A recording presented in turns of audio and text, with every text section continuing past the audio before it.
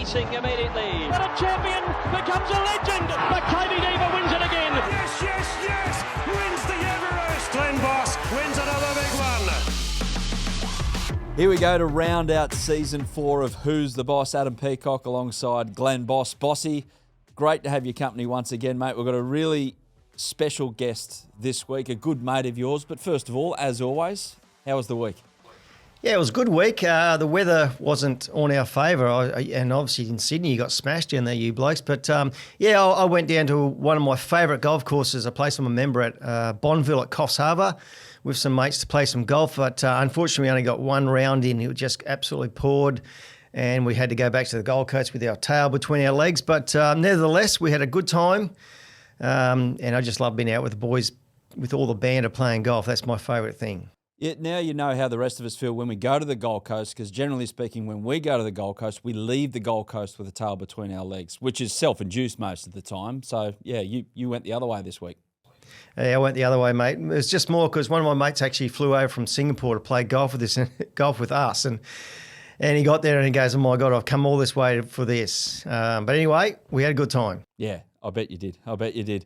Origin, not far away. Teams are chosen, and that's the topic of our special guest on this episode of Who's the Boss, and we'll get to our special guest in a moment. But overall, Bossy, as a Queenslander, how are you feeling about next Wednesday in Sydney, series at 1-1 going into the decider? Not confident at all. Yeah, it looks like it's already sold out. It's going to be a sea of blue. Yeah, we'll just get up there. I think we'll just get there and do our best, and hopefully, try and stick it out for 80 minutes with you guys, and probably get close, But it looks like it's a New South Wales series this year. But anyway, there'll be next year for us. Bossy, I don't know how many people live in Queensland, but have you all been given by the Premier or the State Department or something the same script to read when you get asked by someone from New South Wales about what do you think of Origin? Because you are all operating off the we're the underdog script. We've heard this. But we are. You've got a side full of superstars. Like, they're absolutely there. You've got the Australian team basically in New South Wales. We've got collectively, busted ass, blokes that, getting called back into Origin after years of not playing Origin. But we're a team of misfits. Basically, that's what I'm saying. But anyway, we'll try and make it work. Unbelievable, you lot. Unbelievable.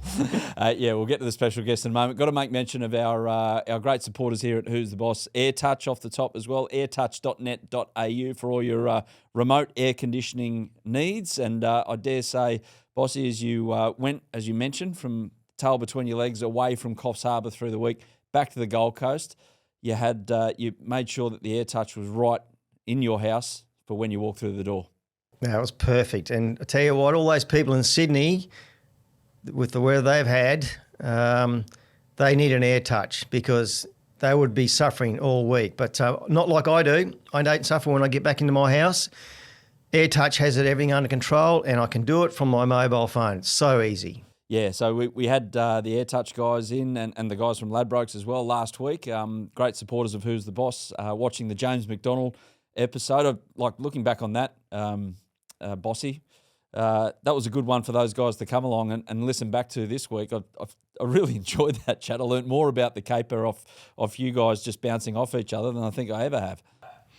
Yeah, I mean, and what you see with J-Mac is what you get. He's just a genuine, proper superstar whose journey is far from over. Like, you can just tell he's just scratching the surface at the moment, and it's a crazy thing to say at his age of what he's done. His accomplishments, even at he's 33, you look back and this is unbelievable.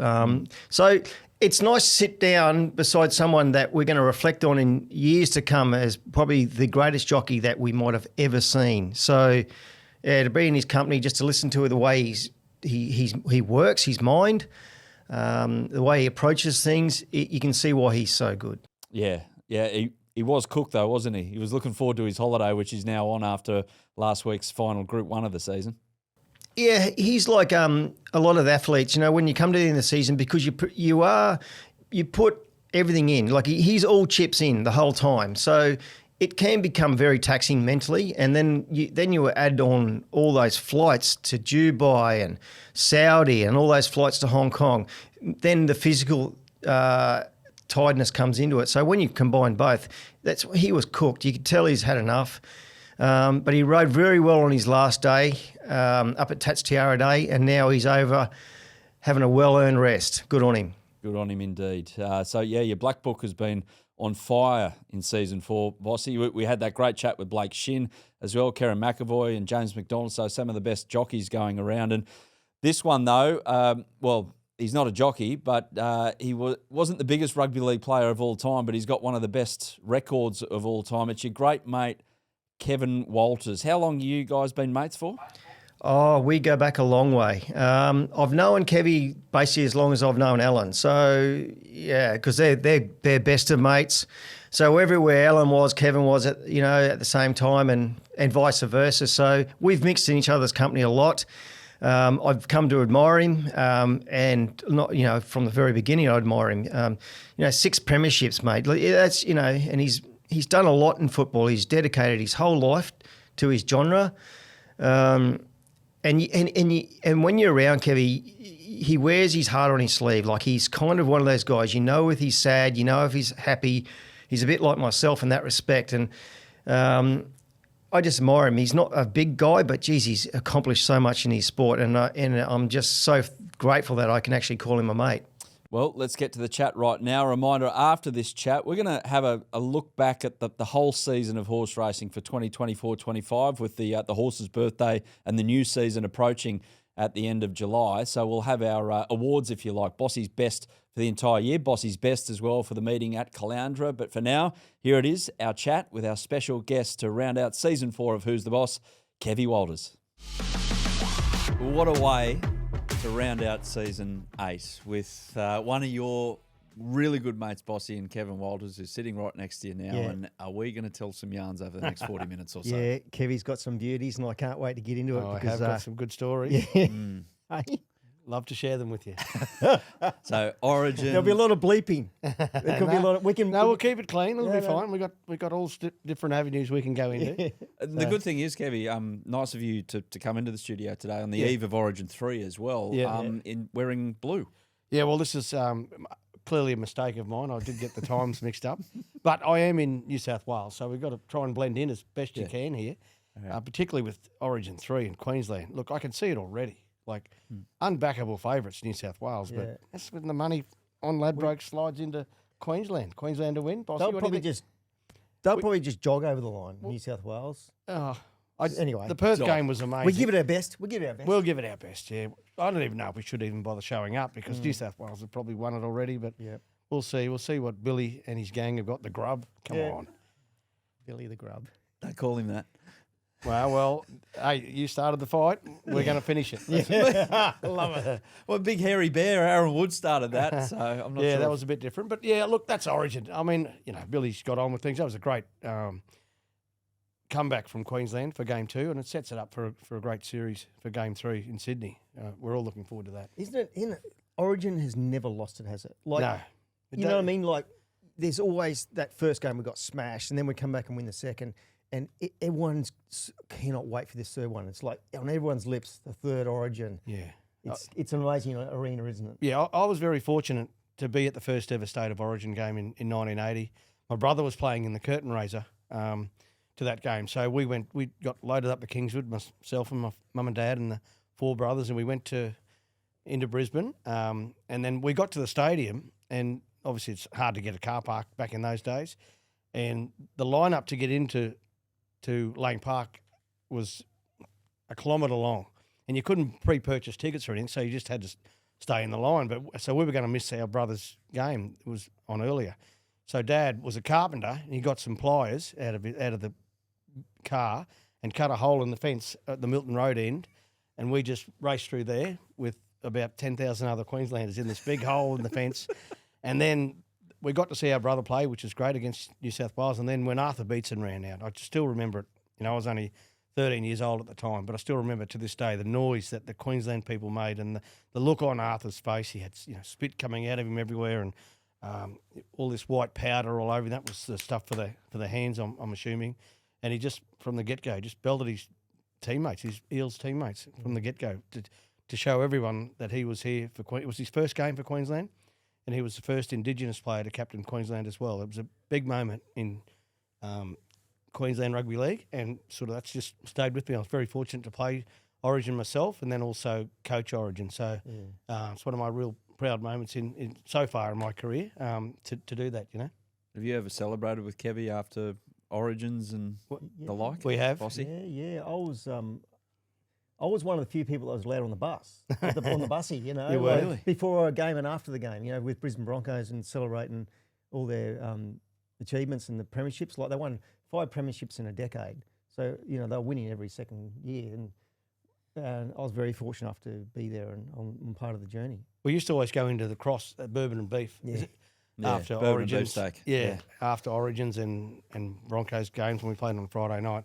And this one particular night, Alf was at his best, and we're lining up to get in. Or actually, it might have been after so that it was closed, and we're all filing out. And there was a row of motorbikes, like Hell's Angels bikes or someone. I don't know who they were. So Alf jumped on one and started mimicking riding it. You know, he put the helmet on, and then this big Hell's Angels come up behind. He couldn't see him. We're trying to tell him, Alf, look out, get off. Anyway, this guy just picks him up by the back of the shirt, and lifts him off the bike, and dumps him down there. And he's just about to, lay into him, and because we were staying out of it. And the bloke said, "Who do you think you are, mate? What do you think you're doing? Take my helmet off." He took it off. And then he saw Alf's face. Yeah. "Oh, Alfie, give me a cuddle. Yeah. You want to go for a ride? Jump on the back. I'll take you." So anyone else, might be around to talk about it, but good old Alfie, he's a survivor. That's what he is. So the great Batman and Robin pairing of the Brisbane Broncos Queensland setup and Australia as well. Kevin Walters and Alan Langer. Yeah. I've heard stories of after games and you come back after, I think it was 2000. You were going through a rough patch and. Yep. You lost another game and you come back to the hotel at Cronulla and you're still singing "Hey Hey" with the Broncos and everything like that, just to try and lighten the mood. Yeah. What are they like to be around, Bossy? Oh, fun. Yeah. It was just fun. Like all I can remember, long neck Wayne Bennet would just let the boys be boys. He knew when to sort of pull them back and when to let them go. But all I can remember, like the team dinner the night before, it was jokes and it was a lot of fun, and the boys actually just loved to be around each other. They admired each other, number one, respected each other, but they just loved being in that group. Yeah. Obviously the Minister for Entertainment was Alan. There was always something going on, like you just didn't know what was going to happen next. But yeah, that's why I remember Brisbane Broncos. Whether they lost or whether they won, the after party, the drinks after it was always the same. Yeah. It was just the boys got together and they had fun. Training sessions were fun. Hard but fun. We Hard used to but train fun. really hard. Yeah. I've never trained harder, in my career than time at the Broncos. But also the enjoyment, and that was the enjoyment factor, the fun factor, is why you play rugby league, why you play sport, is to be involved in particularly team sport, to be involved in a team situation where you want to enjoy each other's company. I think that's where we had a huge advantage over some of the Sydney clubs because of the travel that every second weekend we're on a plane, mostly to Sydney, really. And it was really good for team bonding and that togetherness that we had as a group. Now a lot of teams do the travel, and I think it's one of the reasons why the Raiders are having such a good year so far this year is that they've been all around the world. They've been to Vegas, they've been to Darwin, they've been to Townsville, and all this time it's time spent together, which is creating friendships and bonds that you don't get if you're sitting back in Canberra at home, with your family. So Yeah, I think it's like you don't know someone until you live with them. You truly know someone, and like you're rooming with these guys, but you are spending a lot of time together. Yeah. Not in like when you're training that's different, but you're spending time together in a close knit. You're eating together, you're rooming together. Yeah. So you find out. You become find out a very lot about each other. Yeah, correct. Yeah. So that Yeah. flows onto the paddock because instinctively you kind of are in sync. 100%. That's how I think it works. Yeah, you're right, Bossy. And, Alf and I roomed together for about 10 years. Oh, and it was was that like? Years, it was 10 years of amazing. life. It was great, yeah. He was scared of the dark, Alf, everyone out there, Yeah. scared of the dark. He used to make me always have the window sort of bed, the bed closest to the window in case the boogeyman could climb up, 12 floors and I'd be the first one gone so he could escape out the door. But he was amazing roomy, always something going on.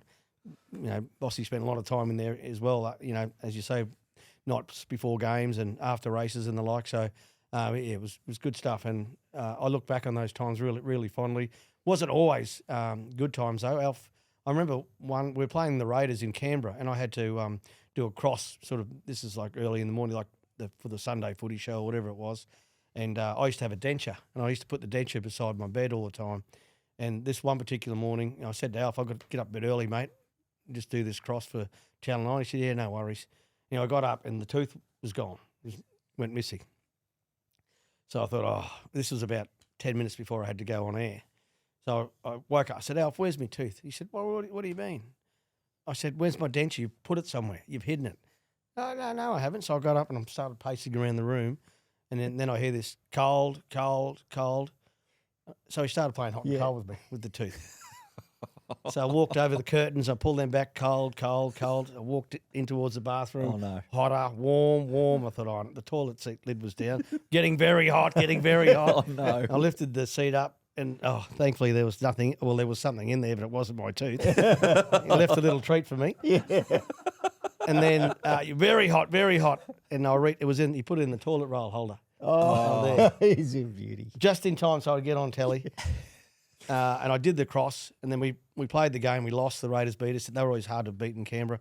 And after the game, we went out, and I came home and I hid the tooth this time, so thinking that Alf wouldn't know where it is. And I got up the next morning and I had too many drinks and I couldn't remember where I put it. Then he started playing hot and cold with me again. He must have picked up that I didn't know where it was. He's going, cold. So he sent me around the room again. I said, where is it? He said, I don't know. You hit it. You find it. So I went home toothless. I didn't have it. It ended up coming back in the mail a couple of days later. But, some great times and always good to, life's about enjoying yourself as well. Being serious when you have to be, but also enjoying yourself and when you can as well. You had Wayne Bennet down in Canberra as well. Yeah, right? he So was you there actually, for 1 year. Yeah. He was there, 87 grand final. You made it. You lost a tight one to Manly. Yep. You stuck around though. Wayne went back to start Yep. with the Bronx. You stayed with Canberra for one of the greatest moments in rugby league history. You were there that day, Bossy, were you? 89 grand final, extra time over the Balmain Tigers. Yeah.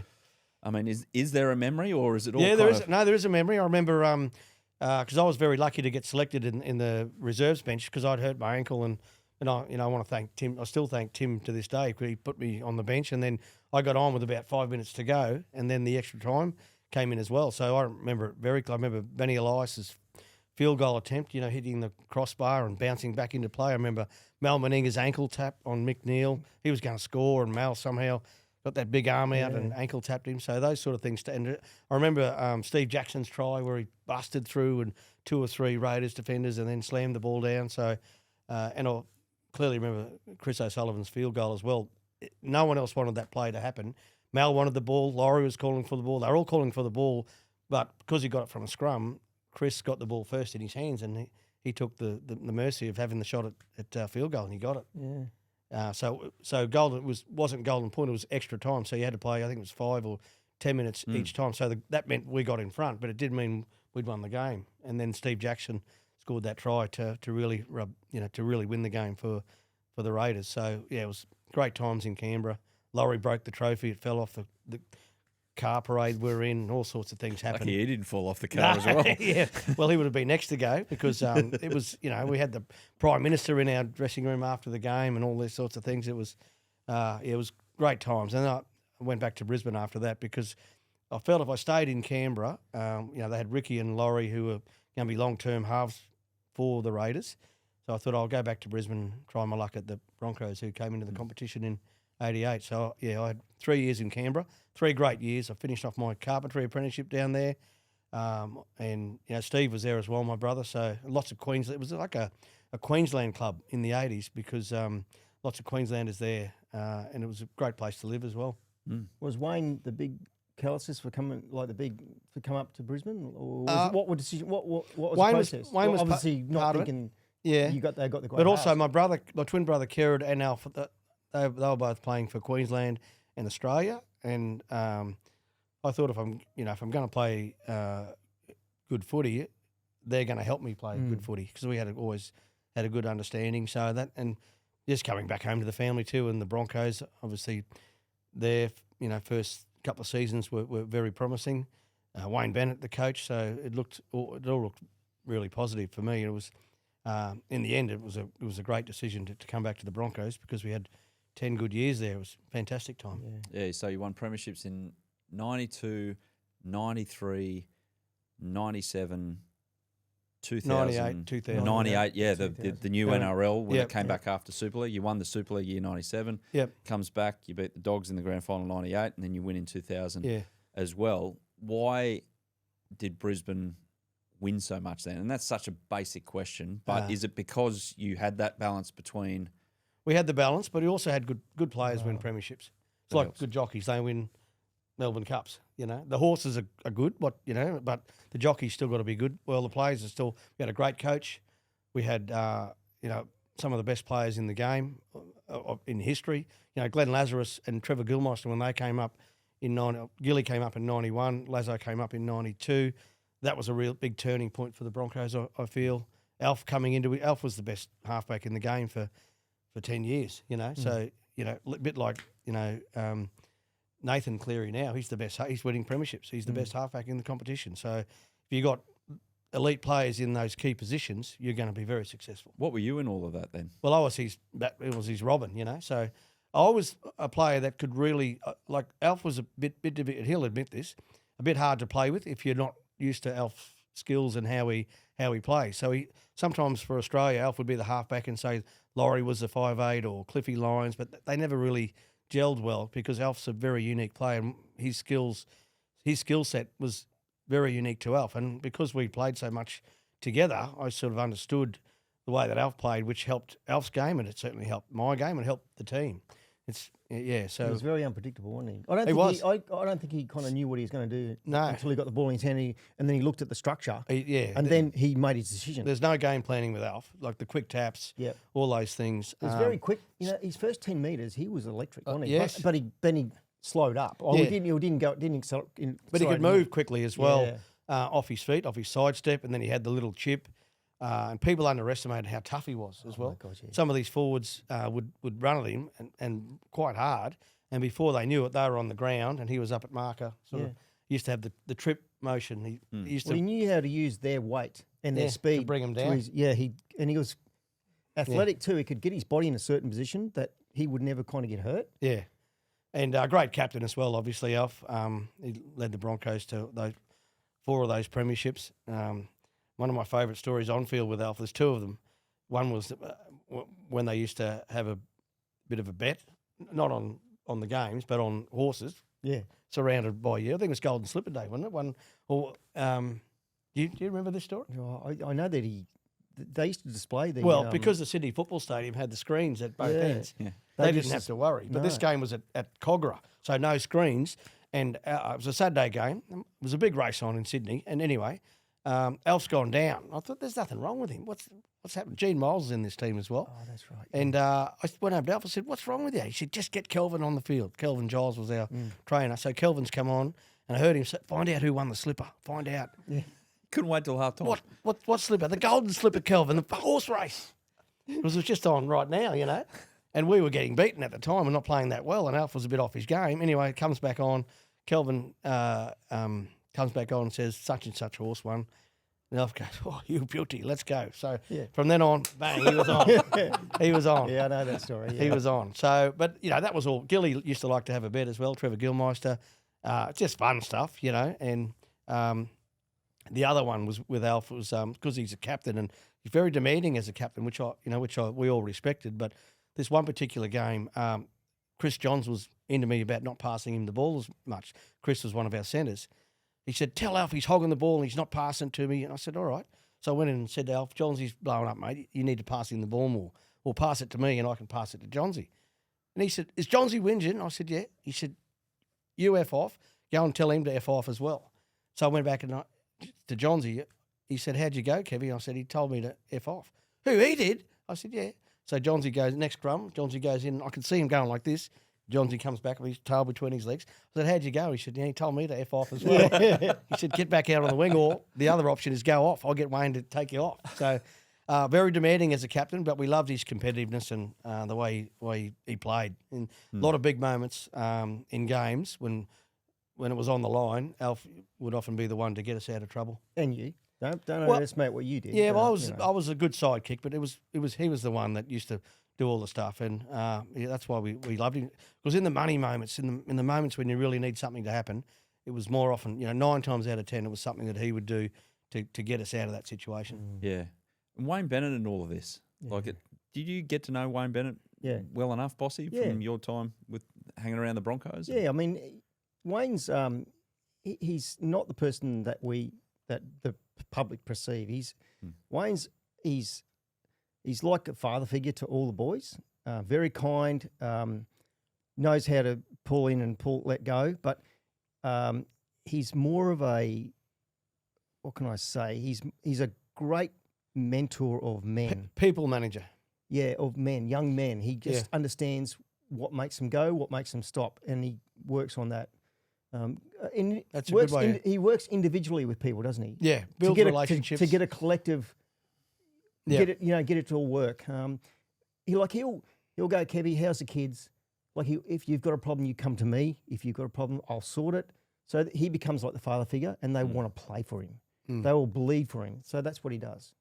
Yeah, his people management skills are very good. That's what makes him so good. And he's funny. He knows the game. He's got a great sense of humour. humour. He's got a good sense of humour. He loves joking with the boys. They used to, Steve Raudonikis wasn't a very good trainer at all. And Wayne would let him skip training sessions, not skip training sessions, but if it got a bit hard, he would let him go and sit on the hill, and he'd sit up there, Steve, big smile on his face. We'd all be doing these hill runs, and he'd be putting ice on his hamstring or his knee. Nothing was wrong with him. Wayne just knew, well, you go and do that. But you knew, but in return of that was, on Sunday or Saturday or Friday night, whatever the game was, Steve Raudonikis was in the thick of everything, scoring tries, making tackles, and repaying the faith that Wayne showed him, So that's how those relationships worked. And he didn't treat everyone the same. He treated, there's some rules around the team and that are non-negotiables, but players are all different. People are all wired differently. And Wayne, which I think is a great skill of his and a great skill of mine as a coach, is to understand why people do the things they do and how to get the best out of the people when they do those things. Did he ever lose his mind though at you guys for maybe playing up too much or getting things that are a little loose? Or he did. We went to New Zealand. We played the Bulldogs over there. This would have been the early 90s. We beat the Bulldogs in New Zealand. Back to the hotel after the game. So this would have been about 5 o'clock. We started having a few beers, which you did in those days. After a win or a loss or whatever happened, you always had a beer just to talk about the game, and sometimes you had a few more beers. So we got to about 10 o'clock, and we made these plans to go off to the casino in Auckland. So we're heading off. Wayne said, right, everyone, off you go to bed. We go, hang on, Wayne, we're just getting started here, He said, no, buggies, go to bed, good win, we'll get up early, we'll go home. I said, I said, Alf, I don't know about that, Alf, what do you think? He said, no, we never listen to Wayne this time of the night. So he said, get as many players as you can, round them up. All right, Wayne will be asleep in 15 minutes. We'll meet out in the foyer, and then we'll go into town, into Auckland. Got to make sure we're back before sunup because Wayne will be up early, and he won't even know, that we're missing. I said, Skipper, well done, mate. You are a man. In you we follow. So I got about 5 or 6 blokes. All right, we're out waiting for the taxis in the foyer, and Alf hadn't showed. So we just thought, he'll get there. So we knew where we're going. We said, we'll meet him in there. Right, so we took off. And Alf's come out and just missed the taxis, and he's waiting for the next taxi to come in, and Wayne's come out. And he said, Alf, what are you doing out here, Alf? You're supposed to be in bed. I said, no one's going out. He said, oh, Wayne, thank God you have arrived. He said, what do you mean? He said, I heard some noises out here, and I came out to make sure that none of the players were going out. He said, I think I saw some of them go out. In taxis, Wayne.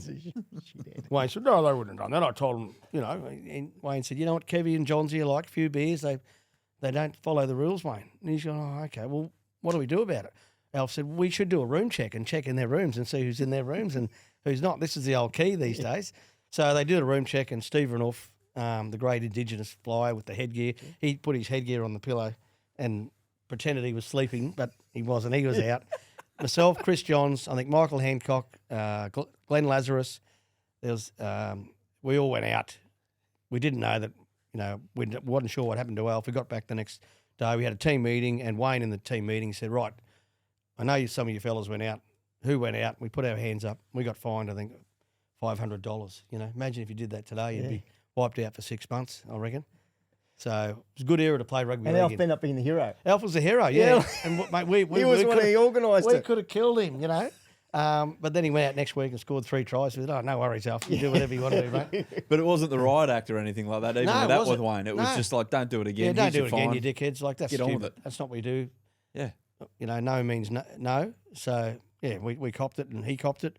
Just got on with things. So throw forward to your coaching career. How much of that and the appreciation that players need to blow off steam, but trying to link it to the modern day of players. And we'll get into what happened to the Broncos and the ups and downs and everything like that. Yep. But you transporting all of that knowledge, and you spent a lot of time with Craig Bellamy as well down in Melbourne. Two totally different people, the way they approach their coaching in some ways. In other ways, it's similar, but, different.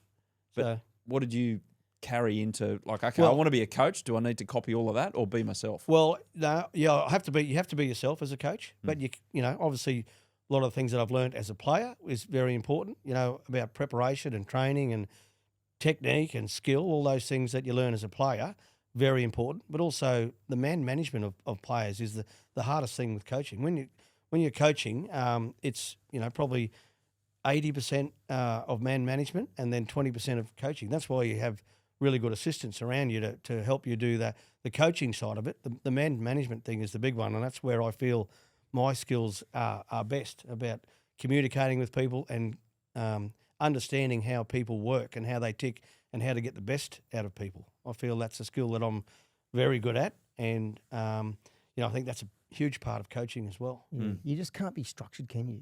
No, Well, you know what I mean? It's like a horse trainer. You just can't have this one structure. not one rule for all. Not one rule, No, because you're destined to fail straight away. So you got to wipe that. You got to open your eyes up and have a broad view at everything and take information in, and that's what you can relay out. Yeah, two of the biggest things that I learnt from Wayne Bennet as a coach. Right, he says this all the time about standards and about, like, don't be late. Just don't be late, because you're not the most important person in the room. The most important person in the room is the team. So don't be late. And wear the right clothes. If you've got to put your uniform on, put your uniform on. And the third thing, stay out of jail. Pretty simple rules. Yeah. Few failed, but... Yeah, a few have failed, but those that failed didn't make it. Yeah. Wow. Very simple, but very effective. And Craig Bellamy's the same with the same in that regard, but also the detail that Craig goes into with the football is, a lot of detail around the play and, the set plays and different things. And he's a great coach as well, but do things differently. So you've got to work out as a coach, and whatever business you're in, what works for you best. You can't be a Craig Bellamy, you can't be a Wayne Bennet. You've got to be somewhere in between that suits your personality. And you're right on match day. They're two totally different people, aren't they? Because Wayne Bennet sits there like he's gone to the library to try and select a book. If he's awake. He falls asleep sometimes in game. I've been in games when I dead set in the coach's box with him, and you can't hear it. You think he's like either died or fallen asleep. He's not. But he's just so calm. Yeah. Whereas Craig Bellamy looks like he's going to an AC/DC concert every time. Well, what's the best spray that you've heard from him or copped yourself? Or Craig, the best spray I've heard. Now we Sissa Wanga, the great Storm winger, his first game in NRL, he's playing against Manly at Amy Park, and he's got the ball. I think this was early in the game, and he's got around his man and he's scored the try, right? But he scored it in the corner. He could have run it around. Yeah. So Craig grabbed the phone. You tell that Sissa next time he scores a try that he brings it in closer for the kicker to make it easier for the kicker. And I thought, oh, wow, that makes sense. I'll tell him that, Tell him now, now. I said, all right, so I'll tell him. And I thought, well, that's the detail that Craig goes to. Like, it's his first try in the NRL. Get over the line. What do they tell you when you get over the line, put the ball down as as safely as you can, as quickly as you can. So poor old Sissa put her down, and he got a bit of a blast for it. So And then there was another one involving a trainer. yeah, Kevy? well, he was our sports trainer, not our sports trainer, but he used to look after all the GPS and all the numbers. So Simon Kearney's his name. He came across from one of the AFL clubs. I think it might have been I'm not sure which club. I'll get it wrong. But anyway, he's come across in his first game, and he would send all the data up to Craig, right? And in the AFL, they got unlimited interchange. This is when they had unlimited. Where in league, you got 8. So anyway, he must have forgotten.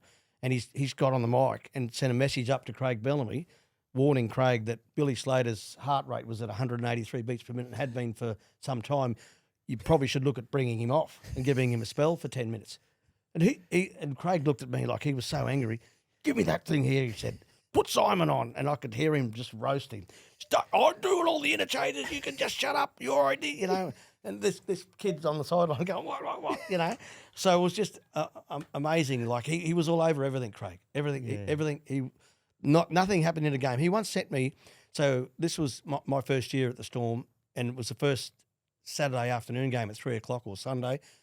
So for the 7 days prior to that, he would get me to go out and look at the sun and see where it was in the afternoon, and take some notes on where the sun and the shade and all that for the field, which way to run. That's detailed. That's unbelievable. detail. And that's why he's so good. He just loves the detail. But he led by example. He'd train harder than he would beat everyone in the runs. Yes, everyone on the Pre-season runs. and that. Yep, and also he loved the rower as well. He loved to get on that and really punish himself in the mornings. Show went up. Show everyone. How'd you train when you were coaching? I'm still training. Yeah, I train. Get involved? Yeah, I got my knees a bit sore now, but I still like to train and try and stay healthy. It's a great facility there they got at the Broncos. You might as well use it up a bit, eh? But even still now, I get down to the gym and do what I can. It's a little bit less.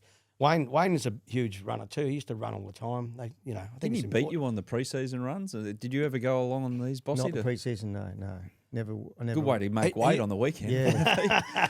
Well, Wayne was a very good athlete. He used to beat all the players home most of the time. He's obviously a bit older now, but when he was in his 40s running, he was always very good. Same with Craig. Fit. It's a good mentality to have to show the players as well that you care about your body and that you're looking after it. Mm. What about coaching for the Broncos though? Enjoyed that? I loved it, Bossy, and I'm really proud of what happened there for me as a coach. I know I got the arse, but for my 4 years, when I walked into the building, they were last. I remember poor old Matty Middleton, our gear steward, picking up the wooden spoons, off Red Hill where fans had thrown them into that mess, into a grand final. I reckon that's pretty good going. In a very short time. In 3 years, yeah. Yep. So, for me, I feel like, I've often heard Wayne and Craig say this, and many coaches, about leaving the place better than when you first arrived. And I certainly did that. But unfortunately, the powers that be didn't feel like I was the right person to take them to win the grand final. Yeah. So I get that as well. That's their decision. But as a spectator, as a big avid Broncos, I felt proud to be a Bronco again. Yeah. When you were coaching, it felt like we got something to hang on to. Again. You know what I mean? Like you kind of brought that culture back. Yeah. And, well, for me, the Broncos are a very unique club, and I've been fortunate. I've been at 3 great clubs and had success at three clubs. So the Raiders, their culture is different to the culture of the Melbourne Storm, to the culture of the Broncos. Few things are similar, but they're different clubs and they're different people and different organisations. And I was very fortunate to be, at the Raiders when they were being successful, and then in my playing days, at the Broncos through the 90s, and then the Melbourne Storm. I had 3 years down there as assistant coach, and it was, some things. If you try and take the Melbourne Storm culture and drop it into the Broncos, it's not going to work. Not going to work. And Broncos have their own unique identity. And I feel that's what I promoted when I was there, but others thought that it wasn't sort of good enough, which I get that, so we just move on. But the 60-minute mark of the 2023 grand final, what are you thinking?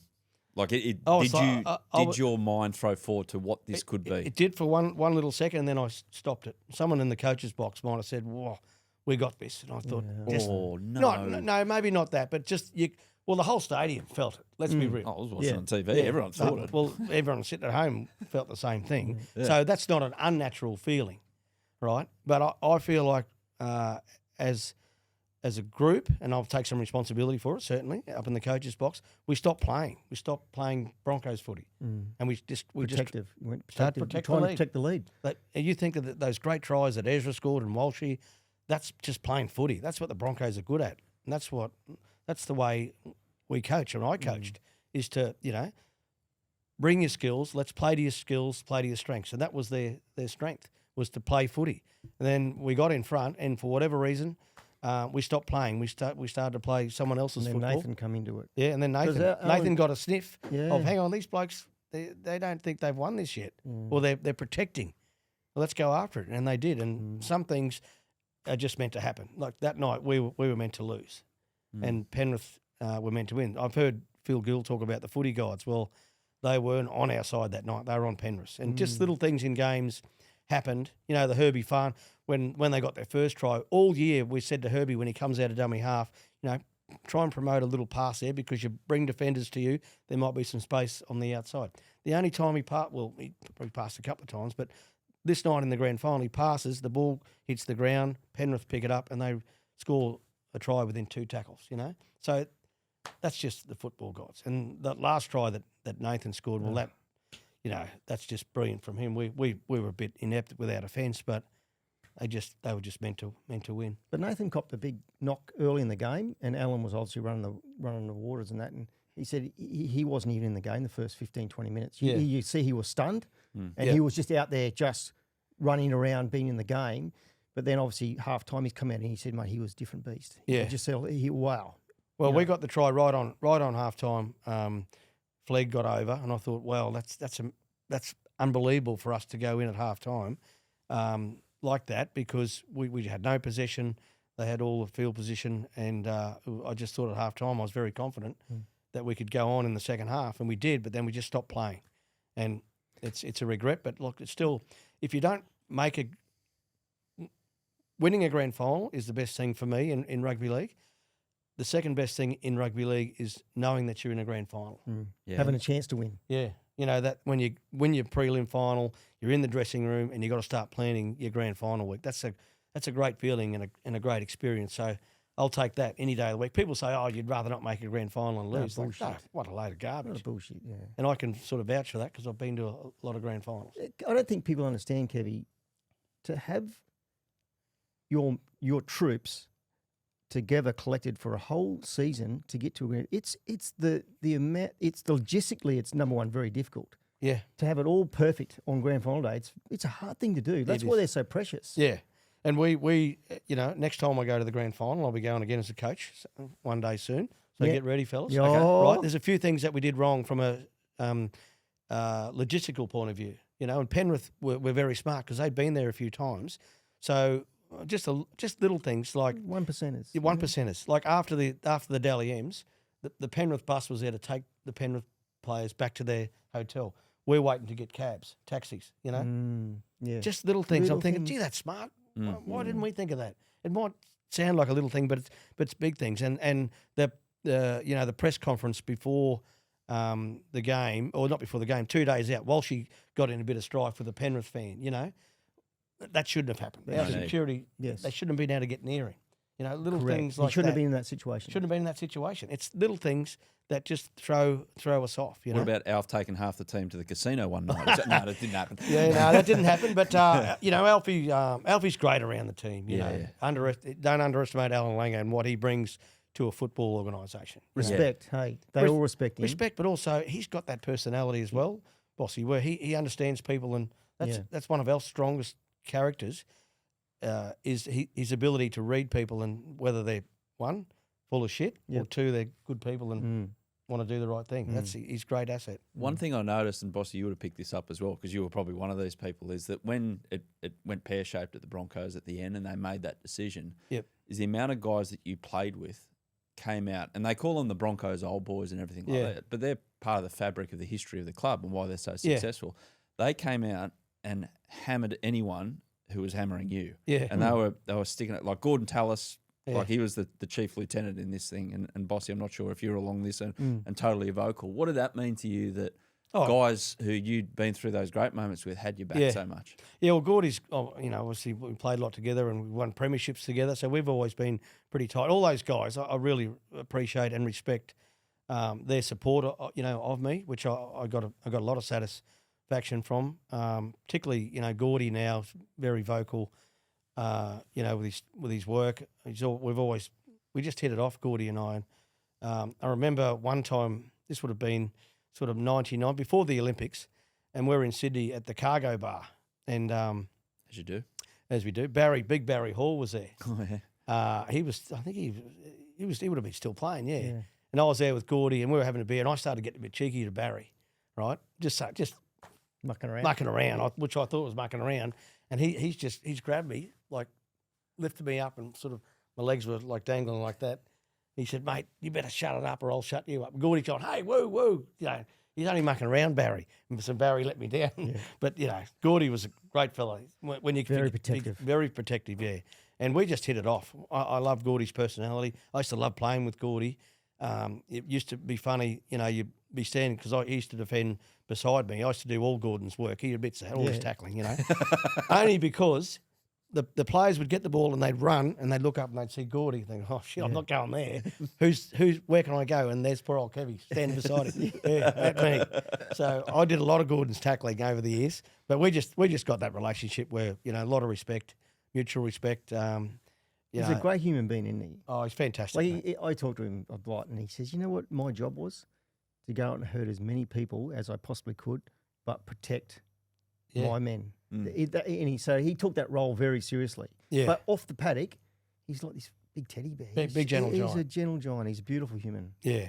So many stories I could tell you about Gordy, and he's just how tough he played. He didn't talk about toughness. He actually did it. He did it. Yeah. So I remember that fight that he had on the field when Wayne Bennet didn't sort of tell him, but you might have told it on the show here about, you think you're losing your toughness a bit and your reputation as a tough man. He said, you got to pick someone. And Ben Ross, wasn't it? He was the unfortunate person that day out of Penrith, where Gordy just unleashed on him. I don't know. It was horrible. But that's Gordy. He was, he didn't say things. He actually did things. Yeah. And that's what I liked about him.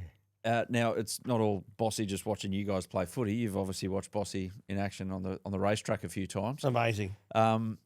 Have you got any horse ownership stories or days at the races thanks to Bossy looking after you? We have. Well, the Melbourne Cup, the 98 Melbourne Cup. Yeah. We went down because we won the premiership that year.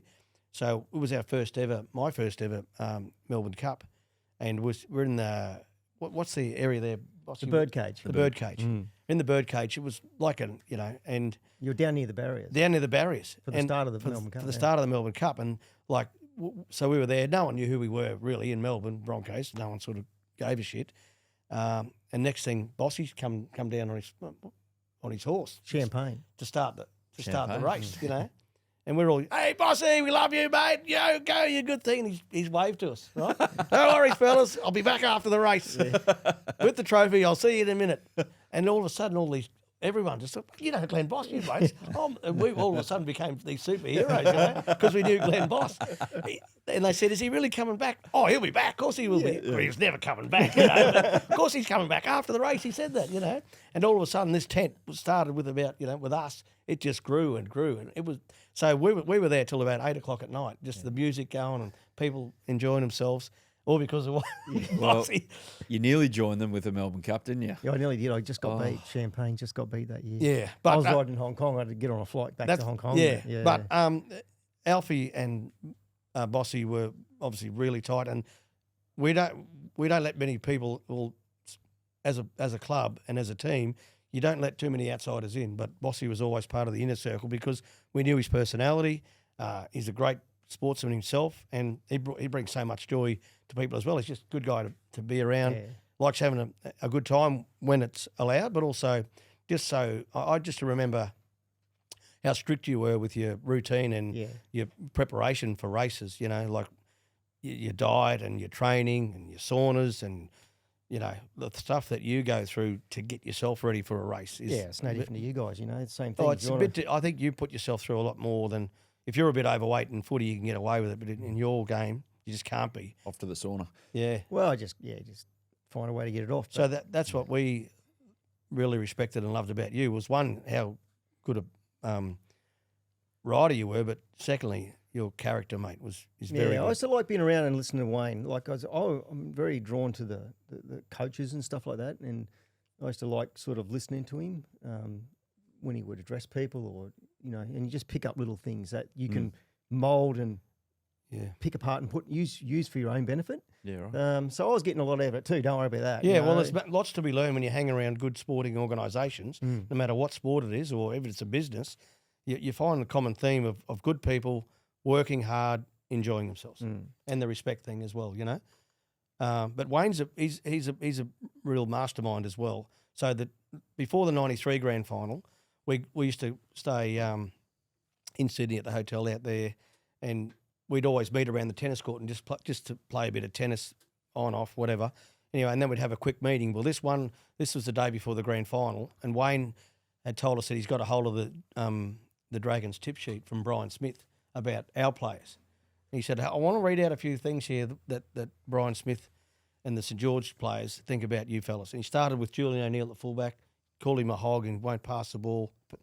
The Pope, he called him, won't pass the ball. Right, Michael Hancock runs sideways, this. He went through every player. I remember he said with me, one of the Walters brothers or the Alfie, Kevy and Kerrod, he's probably the weakest link of all those three, so attack him. Trevor Gilmeister, overrated in defence, doesn't really hit as hard, Glen Lazarus, get into him early, he's a girl, he won't, all these. And we finished the meeting and we were in, like... Rage. Oh, rage. And we thought, what is that what this team thinks about us, this coach thinks about us? So it was a masterstroke, Was it real? Or did he invent that? He made it up. He made it up. There you go. He's so clever, isn't he? Brian Smith has never forgiven Wayne Bennett to this day. No, for that. he made it up and never said anything after the game. That's when Alfie's saying, Saints can't play and all, George can't play. all this stuff. And we were, and Wayne didn't say anything for years. Just wound you up. Did he see that you were complacent? Maybe there's a team. He just, I think, the great Bob Bax, who's no longer with us, used that ploy a few years back in Brisbane at a grand final. He stole it out of his little book. But it worked because we were the next day we woke up, we were ready, telling Gilly that he can't tackle and he's soft. Oh, my goodness. Oh, the poor Dragons players. Wow. Yeah. What about the great Tommy? What about our great mate? God bless him, Tommy Raudonikis. Yeah. Tommy. What about that story? The blood. He went and got the heart. A heart. I wasn't playing for the Jets. No, Kerrod but the Jets. and Alf were. So this is at Ipswich. It's was it? Ipswich, yeah, Pre- when they were young men. Pre-Broncos days. Yep. Yeah. Right? So Tommy had gone and got a bullock's heart and put it in a bucket. So the players have warmed up, and then just before they ran out, he grabbed it and he tried to, he pushed it on players' faces. Glenn Haggett, the captain, make him try to take a bite of it and eat it. And then he ended up nailing it, on the wall and said, I want to see blood. I want to see this big heart. I want to see you blokes playing. They got flogged, the poor old Jets. It just didn't work for him, But Tommy, I played against Tommy as I would have been 17 years old playing in local competition. This was one of the highlights of my career. So I'm about to feed the scrum and Tommy's there. I smiled at him because he was one of my heroes. And Tommy said to me, if you put that effing ball in the second row, I'm going to kill you. We've got to win this scrum or I'm going to bash the shit out of you. I thought, Tommy, you serious? Of course I'm serious. Yeah. I'm going to kill you. You better feed that ball into our side or you're dead. Like really angry. So, you can have it, Tommy. Away you go, And then so they won the scrum and all that. And then about 2 weeks later, he's come knocking on our door in Merton Street and he wanted to sign myself and my brother Kerrod and my older brother Brett to the Jets. So that was a big step up for us. Yeah. And I couldn't believe it when knocked at the door and Dad answered the door and he yelled out, "Oh, Kevin, Kerrod, there's someone at the door." We turned around, opened the door up, and there was Tommy. It was one of those things that just sort of stays with me because I just loved him so much as a kid growing up, watching him on telly and the way he played. I still remember he was reserve for New South Wales one year, and Steve Mortimer was a halfback, I think. And Queensland were winning, and they put Tommy on for the last, 15, 20 minutes, and Tommy scored a try and just went on and just played like Tommy did and won the game for New South Wales. And I just remember that, just how competitive he was. And to actually play against him and then have him at our front door, it's one of those pinch me moments, you know, as a player. And then you were off and running in rugby league truly after Yeah, that. And after that, we got moving. And great times with coaching and everything like that. So we've got to propose a toast to you here. We've got a toast. Now, this is a new one for me. This is it, mate. Yeah, drinking out of a Melbourne Cup. There you go, mate. Nearly got to do it in 1998. Yes. Well, Well, Bossy was still back to Hong Kong, wasn't We he? should now. we should have been there those other years. Well, you got a few cups, so, Mate, got a few. 03, 04, 05. Mate, love This you, is Kevy. them. cheers, mate. Cheers, mate. Kevy. Here we go. And last one for you. So coaching, you mentioned it just before, it's still in your future. It's there. Get ready. Mate, We'll be back. whatever club, Have you got a scoop for Whatever us? or club- I you haven't got a scoop, no. Look, whatever that's what club picks you up, it's going to be great. Yeah, that's the lack of respect that coaches are shown sometimes by the media. Like at the moment, there's a few coaches, under the heat. And I get it. That's footy and that's how it works. But it's tough when you're in that situation as a person because it can be very lonely coaching, It can be a lonely job. But, it must be in your system because it's in my system. I love coaching. I've been coaching for 20 years and I want to keep coaching. So I love what I'm doing now, and it's good and I really enjoy it. But my passion is coaching and getting young people and young men to be better at their chosen sport, which I feel I can do. Let's cheers that one. Eh? Well, Yep. cheers to that, mate. There we I'll go. be cheersing that. Good luck when you jump back into the fire. There we Kevy. go. Cheers, mate. Bring it on. Bring the heat on. Thanks for coming on. The Who's the champagne will boss? cool the heat down, mate. Bossy, that guy, I reckon he has enough stories to fill out about a 10-hour episode of Who's the Boss. We had him for nearly an hour there, but once again, we only scratched the surface. What a great guy. Yeah, that's the thing about that hour. It goes so fast, Adam, and it feels like we haven't, like exactly what you say, it feels like we've just scratched the surface. There's more questions I want to ask, and he had so many more stories. When you go through, I wouldn't call him a journeyman, but he's done so much in that short time in his career. When you say, look, he can look back and reflect on his career with a lot of admiration and pride. But I feel like he has got a lot of unfinished business to do. As far as his coaching career goes, I think that is a big itch that he wants to scratch because just sitting around him, and I know the way he interacts with men in this game, he's a wonderful coach, and I think he's learned a lot through the sacking with Brisbane. I think he's taken on a lot of stuff. I think he's got a lot more things he wants to do in this game. Australia job's up for grabs right now. So Kevy's obviously done the Broncos. He's coached Queensland. He's had a lot of time with Craig Bellamy down in Melbourne as well and around the place. Do you reckon he'd put his hand up for that? He'd love to do that? Well, he's learnt from the best, and he's probably made, like us all, we've probably made a few mistakes and things he'd like to do better, but I think he's learnt a lot from that. I think whatever club picks Kevy Walters up, he will leave that club a lot better than what he came into it, like he did with Brisbane. They were going busted ass when he got there, and he got him to a premiership. So let's call a spade a spade. He will be an unbelievable attribute to any club he goes to. Nearly a premiership, of course. But he pretty much was there. They were across the line. No, but he got them to the premiership, yeah. Yep. Yeah, sorry to remind you as a Broncos fan there, Oh, Bossy. sorry, mate. I was there. That was one of the sickest beats of all time for a Broncos fan. Hey, and also got to make mention as well, Kevy's doing great stuff away from footy. He's got a charity that's going pretty well, and he does a lot of wonderful things away from footy. Yeah, Kim Walters, his first wife who passed with cancer, he's got a charity which he's very passionate about. If anyone out there wants to log on, the Kim Walters charity and donate, he's very passionate about this, obviously, and he's dedicates a lot of his time to it. And as you can see with Kevy, when he does things, he does it with a lot of passion, and he does it 110%. Yeah, it doesn't do it by half. So it was great to have Kevy Walters on board on Who's the Boss. Let's get to it now. It's the season-ending version of Bossy's Best. So, Bossy, we've got a special edition of Bossy's Best here. So we'll do the season-ending nominations and awards in a moment, but we do want to find a winner. It's still the same currency that we get paid out this week as opposed to the Group 1 days. And they're up in Caloundra. That's the focal point where a few listed and group races are on the weekend, so the Black Types, and they've got that big day. So they've got the Winks Guineas, named after Winks, of course, who went up there, and that's where it all started for her in a winning sense all those years ago. But the two big races are the Glasshouse Handicap and also the Caloundra Cup.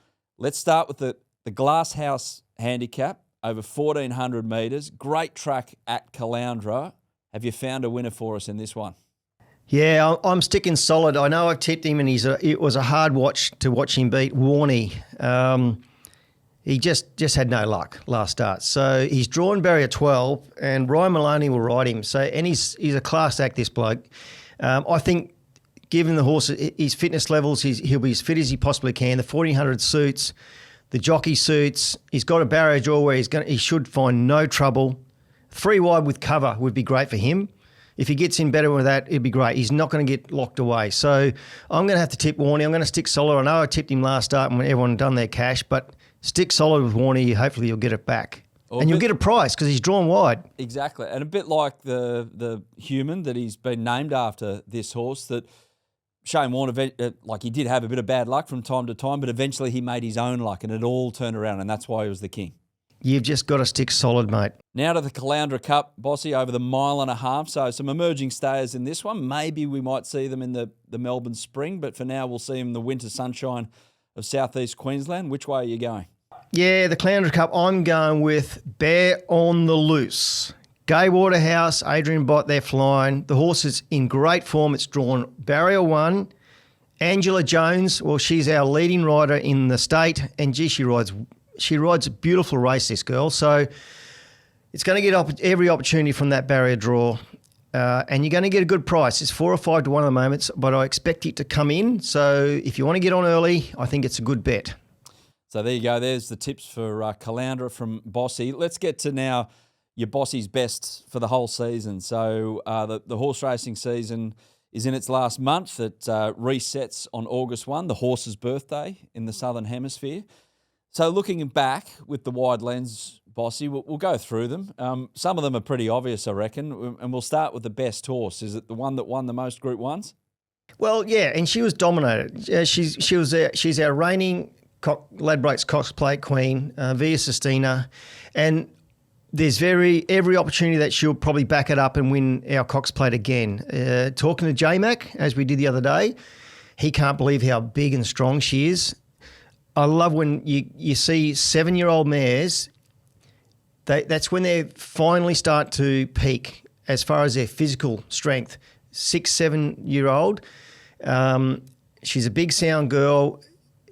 I mean, she'd be favoured for the race now, obviously, but I think she's going to go and defend her title because these mares, when they find that groove, they're just so hard to beat. And like James said, there's a lot of younger opposition come along, but they've got to reach her level. You know what I mean? They've got to go to her level to beat her. So at weight for age, she's going to be terribly hard to beat. Yeah, it's just incredible what she was able to do last season. It was 7 Group 1 wins, and you'd imagine that she's going to follow the same path on the way to Moonee Valley. Chris Waller has said that, which gets us to the best trainer for this season. I mean, is it the person that kind of sets the program for Via Sistina? Well, it is Chris Waller once again. He does it. It's it's like a broken record, but it's not, because it's just great to sit back and watch this bloke. He breaks records every year. Prize money level. You just think, how much better can this bloke get? But he just keeps raising the bar. So yeah, of course you've got to give him the award because he is our greatest trainer, and he's not by a little bit. He's quite a fair way in front. So yeah, he's had 19 Group 1s this year. I mean, he's got the great cattle, but you still have to get the job done. And it's no mean feat with this massive operation that he's got. But I would really like to give Bjorn Baker a big shout out. He's had a breakout season. Like, he's had great seasons, but this one's been a bit of a breakout one. But I see that trend continuing. He's just this infectious, bubbly, fun bloke to be around. I think if you're an owner, if you've got a horse in his barn, it's nothing but fun. So I think he's brought a different, they're different people. So I'm going to give Bjorn a big shout. I think he'll keep on improving and be stronger again next season. And it's almost become a bit of a catchphrase, Baker in the last in Sydney on a Saturday. So, yeah, we'll see if he can continue that trend. It's uncanny how many times it's happened this season. What about jockey, best jockey of the season. Well, it's just a no-brainer, isn't it? He's had 25 Group 1s around the world, thank you very much. And with any luck, it could have been so much better. You know, the Saudi Cup, and so things like that. So Yeah. that's a $20 million US race, thank you very much. So J-Mac has just continued to improve every year. His focus has got better. He's just got better at his job. But I'd like to obviously give out a massive shout to my great mate, Blake Shin, who leads the Australian title for wins. And he's had a month off with a fractured heel. So he's believed, I think he's back in the saddle this week. So he's keen to finish the year on a strong note, the last month. So J-Mac and Blake are basically the two top of the pops at the moment. Yeah, so J-Mac with those 15 Australian Group 1s, a few more around the world, going to Hong Kong and other places as well. But Blake Shin is, as we sit here right now, he's in 150 wins Australia-wide for the season. He's half a win ahead of William Pike over there in WA, who just must, ride every day over there to get the number of wins he does. But, Willie Pike, one of the great jockeys on Australian terra firma. But Blake Shin just ahead in that regard. You got to give a shout-out as well to Damien Lane, who's kind of snuck under the radar. 8 Group 1 wins for the season. Damien, a great big race rider. Yeah, he's a wonderful rider. And Craig Williams, there's another one that we kind of forget about, but he's just every year, more than 6 Group 1s, basically every year, he's always there. So, I mean, you can rattle off so many names and forget others because we have collectively in Australia, I'm very confident that collectively we're the best group of jockeys we've probably ever had at any one time, at any time. So we've got the best jockeys in the world. There's no doubt about that. So on that, the last kind of plaudit I want you to hand out is the best ride of the season we've seen so far. Who's it go to? It's going to go to our singing jockey, Robbie Dolan, in our greatest race, the Melbourne Cup. And on Knight's Choice, and why I'm going to give it to her, everyone said, he's 100 to 1, blah, blah, blah. I spoke to Robbie after the race and actually before the race too. And he watched my rides. I'm not giving myself a rap, but he watched my rides on Mackay, and he said that's my plan, and that's how I'm going to ride this horse, regardless of the outcome. So what he did, he went out and executed that to perfection, and then actually pulled off a narrow victory on a 100 to 1 shot. That says a lot about the guy.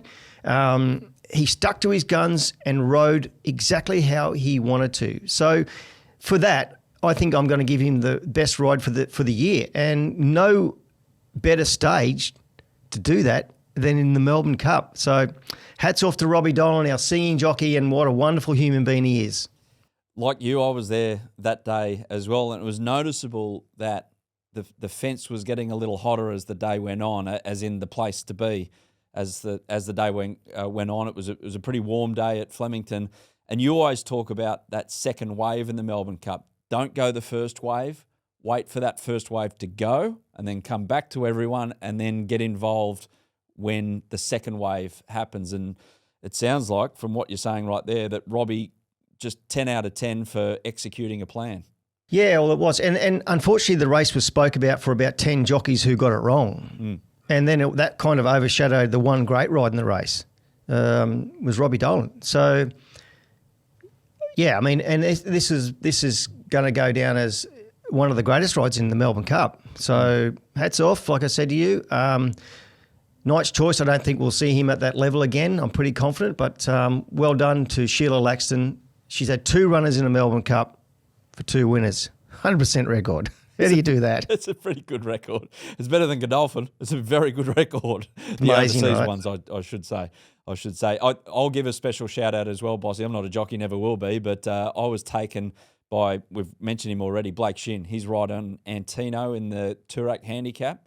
And he did it again when he took that horse up to Brisbane. But that ride was, for want of a better expression, it was the utilisation of a big pair of plums when he took off there at the 800. Yeah, he's a special jockey. And it's funny when you look at that race, and because Blake and I are very close, he'd been doing this for so long, but on midweeks and provincials, he'd take the race by the scruff of the neck. But to do it in a Toorak handicap Group 1 on the big stage, big set of balls, and but that's just the jockey he is. That's the jockey he's become. Exactly. Now, if you want to get across the Flemington Carnival, where Bossy just mentioned, you saw the best ride of the season, you see the best horses and some of the best racing as well, hit up IPE Events, ipevents.com.au, and they will give you the experience at the Cup Carnival or the Lions Tour. There might be some still available. They're bouncing around the place. Origin 3, which is just around the corner. Check out ipevents.com.au. It's a corporate experience at a big sporting event. You're looked after, great entertainment, food looked after, the bev package as well. Bossy, it's one to get involved with, especially for Flemington in a couple of months' time. Oh, yeah. The 4 days at Flemington is very special. You're in a great spot. You're right at the winning post. You'll be fed well. The food is 5-star. The entertainment's great. And it's a venue. It's a big venue. So there's space to move around. And it's 5-star all the way. So if you've never been to Flemington, or if you want to go to Flemington and have a great experience, have a great day out, get on ipeevents.com and book your tickets. Like the Lions Tour, I think maybe they're sold out, but you never know. Origin's probably sold out, but you never know. If you want to go, you're a chance. Exactly. As long as you're saying there's a chance. And we're going to wrap it up now for season 4, but a big shout out to IPE Events, also Ladbrokes and Air Touch, great supporters of Who's the Boss. They make it possible in order to be able to get our great guests on the couch here week on week. And Bossy, the good news is we'll be back for season 5, where we've got some special things lined up, some big plans. Yeah, we've got some good plans, but I want to give out a shout to my co-host, Adam Peacock. Mate, it's been an absolute journey for you, for both of us. I think I couldn't have a better sidekick, I suppose. Sidekick. You're the bloke steering the ship at the moment, which I love, but I appreciate your time, mate, and your effort. I think we've got this real good yin and yang thing going at the moment, and I look forward to our chats every week. Mate, I'm the sidekick. The podcast isn't called Who's the Peacock, it's Who's the Boss. So I'm happy to play the sidekick, the Robin to your Batman. But, mate, it's been unreal. Love chatting about the great game of racing and life in general with you. And roll on season 5, eh? Can't wait, mate. Number 5, on its way. Thanks for joining us on Who's the Boss. We'll see you in a few weeks. As mentioned, some big plans ahead for season 5. If you like our content, hit the like button somewhere down here. And if you want to subscribe, right here.